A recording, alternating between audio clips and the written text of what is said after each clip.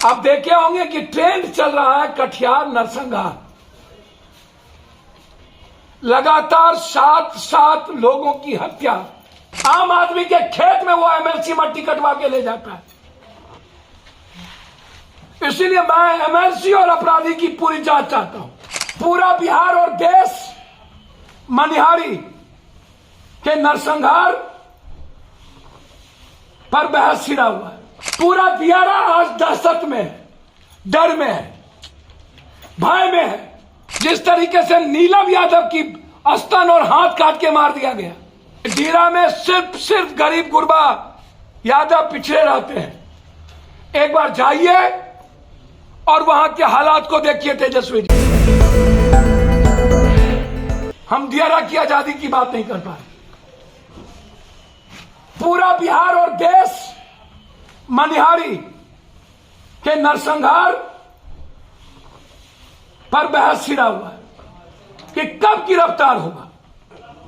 एक एमएलसी का संरक्षण प्राप्त है, उसकी भूमिका की भी जांच होनी चाहिए कि उनका क्या क्या भूमिका है।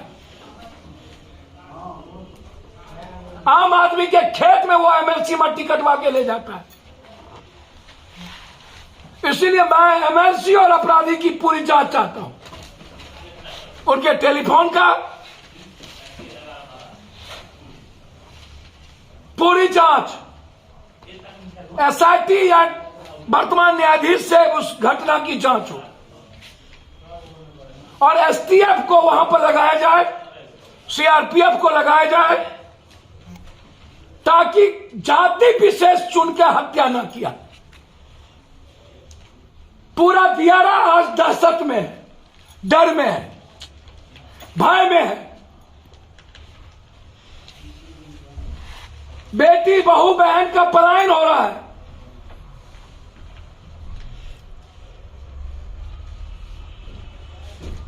अपराधी फेसबुक पर, सोशल मीडिया पर बोल रहा है, लेकिन गिरफ्तारी नहीं हो रही। बारे वाह, हमारी ही गवर्नमेंट। मैं खास तौर पर तेजस्वी जी से आग्रह करूंगा कि दीरा में सिर्फ गरीब गुरबा यादव पिछड़े रहते हैं। एक बार जाइए और वहां के हालात को देखिए तेजस्वी जी।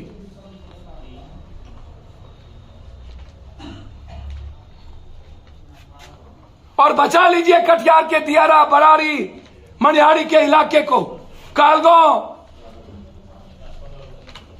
जिस तरीके से नीलम यादव की स्तन और हाथ काट के मार दिया गया।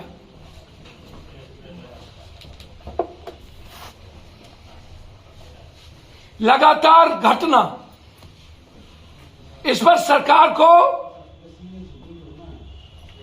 अलग से टास्क फोर्स तैयार कर अपराधियों को समाप्ति के लिए एक मुहिम छेड़ना चाहिए। आप देखे होंगे कि ट्रेंड चल रहा है कटिहार नरसंहार। लगातार 7 लोगों की हत्या, 3 महीने के अंदर 12 लोगों की हत्या।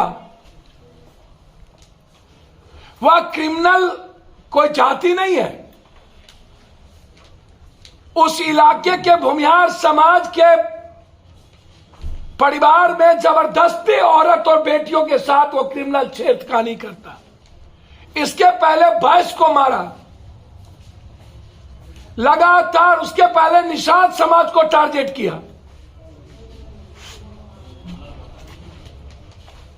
उसके पहले भूमिहार समाज को टारगेट किया।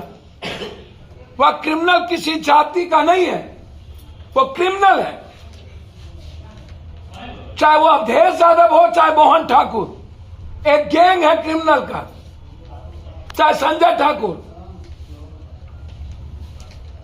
यह कोई लड़ाई जाति की नहीं।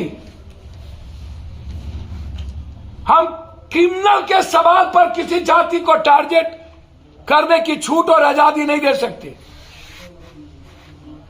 मैं मानता हूं जो जुल्म दीरा में हुआ है, वो उससे बड़ा जुल्म कोई नहीं हो सकता। 200 एकड़ जमीन, 55 एकड़ जमीन इन क्रिमिनल के चलते साल भर से खाली है। मर्द नहीं होते उसके घर में ढुक जाता है। जाति पूछ के मारी जाती है। कौन जात हो? जादव, मार दो। कौन जात हो? साव, मार दो। कौन जात है? दलित, मार दो। उसी हिस्से के तहत 7 यादव लड़के की हत्या हुई और अभी तक अवधेश और मोहन ठाकुर की गिरफ्तारी नहीं हुई।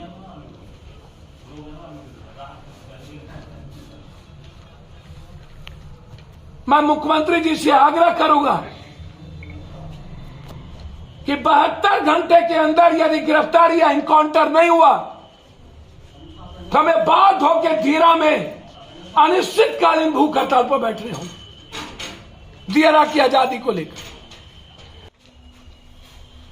मैं अपेक्षा रखता हूं, चाहे वो मुकेश सहनी हो, पप्पू यादव हो, कोई भी,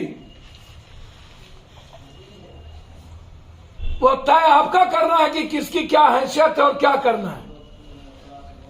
संजय निषाद पटेल और सिंगल मैन को बीजेपी जोड़ सकता है तो फिर राजद और जदयू को, चाहे मुकेश निषाद हो, कोई भी हो, उनका उपहास नहीं उड़ाने की जरूरत है।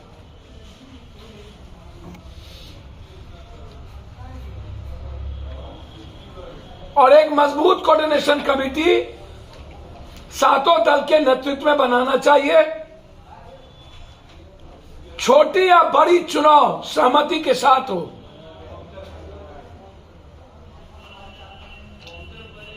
मैं उम्मीद करता हूं बहुत जल्द अन्य छोटी पार्टियों से वार्ता करके महागठबंधन विस्तारित रूप से गठबंधन को एक आकार देगी जिससे हम 2024 के चुनाव को जीत सकते हैं। मैं उम्मीद करता हूं कोसी सीमांचल, जहां पर बीजेपी की गिद्ध दृष्टि है, उसको मजबूत करने के लिए हम सबको एक होकर काम करने की जरूरत है।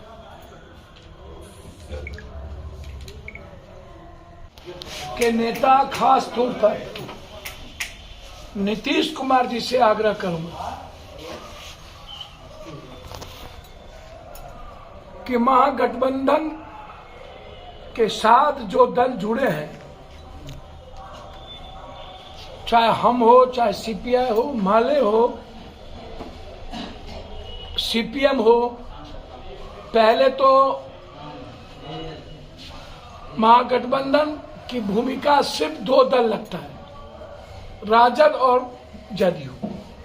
कांग्रेस भी महागठबंधन के हिस्से नहीं लगते। इधर जो 5 पार्टी है, कोई कोऑर्डिनेशन नहीं है, चुनाव के पहले पूछा नहीं जाता है और महागठबंधन में कभी आरजेडी सीट ले लेंगे, कभी जदयू ले लेंगे। क्या तीसरा, चौथा, पांचवा, छठा पार्टी नहीं है? कुंडली कांग्रेस को दिया जा सकता था। जरूरी नहीं था कि हम जदयू ही चुनाव लड़े।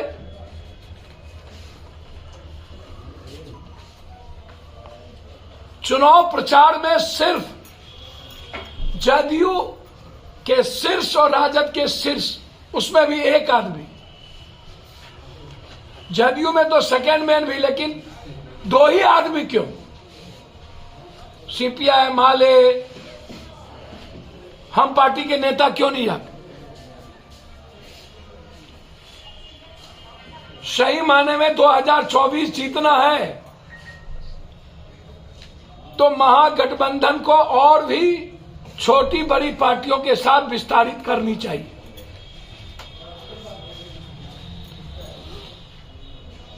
महागठबंधन का देश के हित में मजबूत होना जरूरी है। कांग्रेस के शीर्षस्थ नेतृत्व से मेरा आग्रह होगा, सही माने में आप यदि